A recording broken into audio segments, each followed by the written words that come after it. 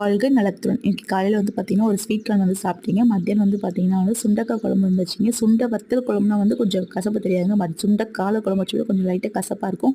அதுக்கு வந்து தொட்டுக்க வந்து பார்த்தீங்கன்னா வந்து புடலங்காய் கூட்டு மாரி வச்சிருந்தீங்க. ஸோ அது 2யும் பயன் சாப்பிடுவோம். அவ்வளோ கசப்பா தெரியுது. பிள்ளைங்களும் நல்லா விரும்பி சாப்பிடுவாங்கங்க.